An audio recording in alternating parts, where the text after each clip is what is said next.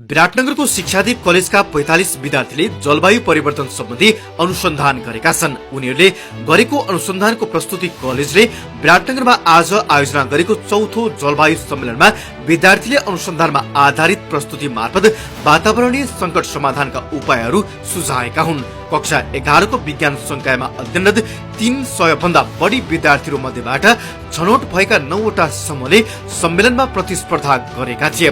प्रतियोगितामा थोरियम समूह उत्कृष्ट घोषित हुँदै 30,000 रुपियाँ नगद पुरस्कार प्राप्त गरियो। उक्त समूहमा प्रिया दोडाल, एलिना भगत, काजल यादव, करुणा प्याकुरेल, सिमरन तिवारी र तनुजा कार्की सहभागी थिए। त्यस्तै व्यक्तिगत विधातर्फ प्लुटोनियम समूहका रिजु अधिकारी उत्कृष्ट कन्टेन्ट मेकर र केशव झा उत्कृष्ट प्रस्तुता घोषित भए। सम्मेलनको मुख्य मूल्याङ्कनकर्तामा प्राध्यापक डाक्टर शिवकुमार राई र सह प्राध्यापक कुल प्रसाद लिम्बू रहेका थिए।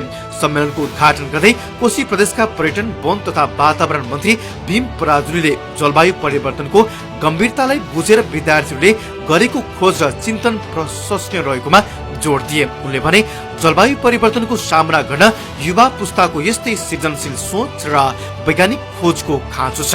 विद्यार्थीको यो योगदानले नीति निर्माण तहमा पनि ऊर्जा दिनेछ। शिक्षादीप कलेजका प्रिन्सिपल ज्ञान बहादुर खड्काले विद्यार्थीलाई केवल किताबी ज्ञानमा मात्र सीमित नराखी विश्वव्यापी समस्यामा अनुसन्धान गर्न प्रेरित गरिएकोमा जोड दिए। यो कार्यक्रम शिक्षादीप कलेजले प्रत्येक वर्ष क्लाइमेट कन्फरेन्सको आयोजना गर्दै आएको छ। हामीले यो चौथो क्लाइमेट कन्फरेन्स हो। यो क्लाइमेट कन्फरेन्स गर्नुको मुख्य उद्देश्य भनेको चाहिँ हामीले के बुझेको छौँ भने हाम्रो सोच र युवाहरूको सोच फरक छ। भोलिको भविष्य युवाहरूमै छ र उनीहरूलाई यो क्लाइमेटमा जसरी परिवर्तन आइरहेको छ, यो क्लाइमेटमा परिवर्तन आएको किन, यसको असर के हुन सक्छ र यसको तपाईँलाई रोक्नको लागि हामी के गर्न सक्छौँ र यी सबै कुराहरू रिसर्च मार्फत उनीहरूले जानकारी लिउन्, उनीहरूले सिकुन् र त्यो सिकेका कुराहरू जानेका कुराहरूलाई चाहिँ उनीहरूले सबैतिर यसमा परिवर्तनको सम्भावना पनि युवाहरू हुन्।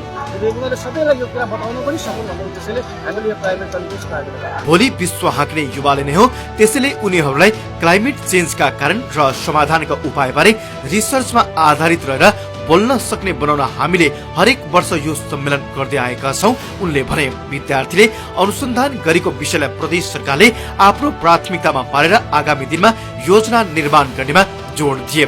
कार्यक्रममा पूर्वाञ्चल विश्वविद्यालयका प्राध्यापक डाक्टर बिजु कुमार थपलिया, मोरङका प्रमुख जिल्ला अधिकारी युवराज कटेल र शिक्षा विकास तथा समन्वय एकाइ मोरङका प्रमुख शालिग्राम दाहाल लगायतले विद्यार्थीको खोजमूलक कार्यले वातावरणीय सचेतना फैलाउन ठूलो मद्दत पुग्ने विश्वास व्यक्त गरे।